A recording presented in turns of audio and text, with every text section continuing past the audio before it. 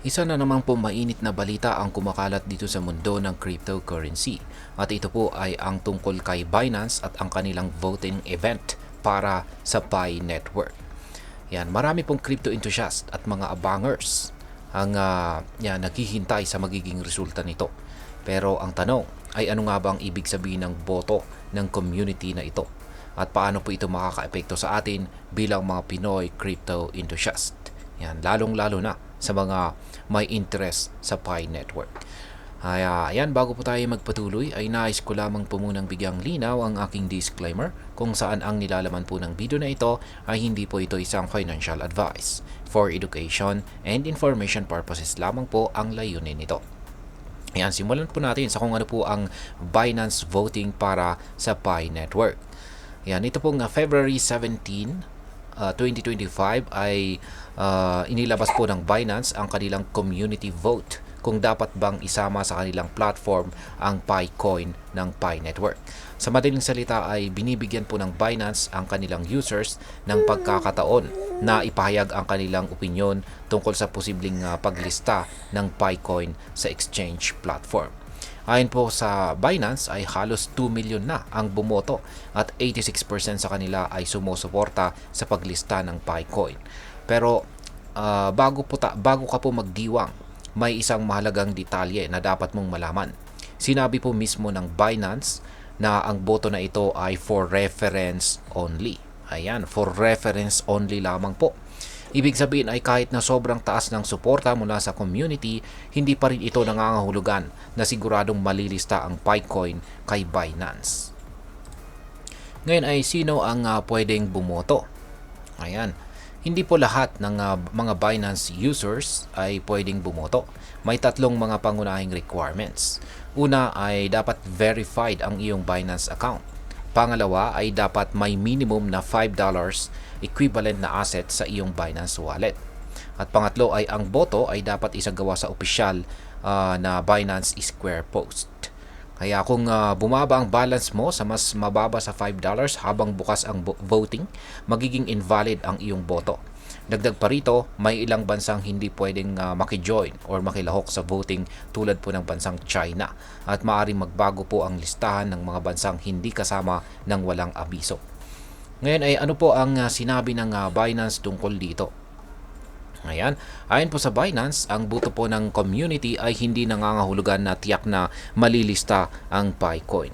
Sinabi nila na dumaraan pa ito sa masusing pagsusuri at evaluation bago po sila gumawa ng final or final na decision. Kaya kahit na 86% ang sumusuporta, hindi ito isang guarantee or garantisado. Kaya masasabi nating isang indikasyon lang ito na marami ang interesado sa Picoin pero ang final decision ay nasa Binance pa rin.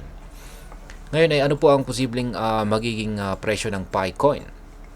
Ayan, sa ngayon ay ang tinatawag na IOU price or indicative price ng Picoin ay nasa pagitan po ng $50 hanggang $75. Pero alam naman natin na hindi ito nangangahulugan na ganito talaga ang magiging presyo kapag opisyal nang nailista kay Binance. Base po sa history ng ibang bagong tokens, madalas na may malaking price surge sa unang mga araw ng listing. Pero mabilis din itong bumabagsak kapag nagkakaroon ng profit taking ang mga early investors. Halimbawa, ang mga coins tulad po ng Pengu at saka Blast ay nagkaroon po ng hype noong una pero hindi nagtagal ay bumaba rin ang kanilang halaga. Samantala, may ibang tokens tulad po ng Hyperliquid na nanatiling malakas kahit pagkatapos ng kanilang initial launch. Kaya ang tanong ay, ano ang magiging kapalaran ni Picoin? Magiging matagumpay kaya ito tulad ng Hyperliquid o isa lang ba itong panandaliang hype na unti-unting mawawala? Ngayon ay ano po ang posibleng epekto nito para sa atin bilang mga Pinoy crypto traders at investors lalong-lalo na sa mga interesado kay Picoin? Para sa mga Pinoy traders at investors na interesado kay Picoin, ang potensyal po na paglista ng Picoin kay Binance ay maaaring magdulot po ng parehong oportunidad at saka panganib o risk.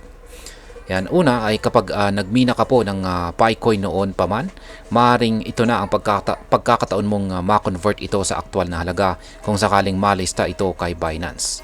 Pangalawa, kapag nailista na, magkakaroon ng pagkakataon ang mga traders na makipag-trade ng Picoin at posibleng kumita mula sa price swings nito. At pangatlo ay tandaan na mataas po ang volatility ng bagong tokens. Kaya kung papasok ka po bilang isang investor, siguraduhin mong nauunawaan mo ang risk na maaari pong mabilis bumagsak ang presyo nito pagkatapos po ng initial hype.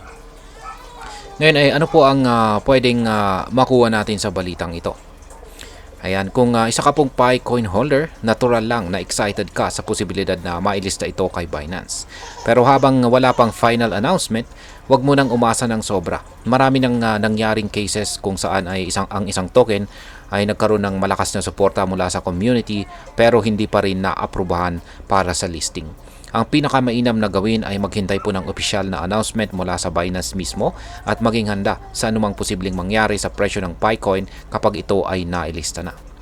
At ayan, bilang panghuli ay ano naman ang aking masasabi tungkol dito. Sa tingin ko po, ang voting na ito ay isang magandang sinyales na may malaking interest ang community sa Pi Network.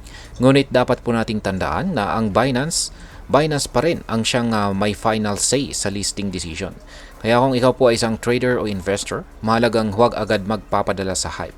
Gaya po ng ibang crypto investments, dapat laging magsagawa ng sariling research, mag-manage mo ng risk, at huwag pong mag-invest ng higit sa kaya mong mawala. At ayun, hanggang dito na lamang po tayo sa video na ito mga ka-crypto. Sana po ay inyong nagustuhan ang aking paliwanag sa video na ito. Kung inyo po itong nagustuhan, pag-click lamang po ang like button nito. Marami pong salamat sa panonood. Ingat po tayo lagi at God bless po sa ating lahat.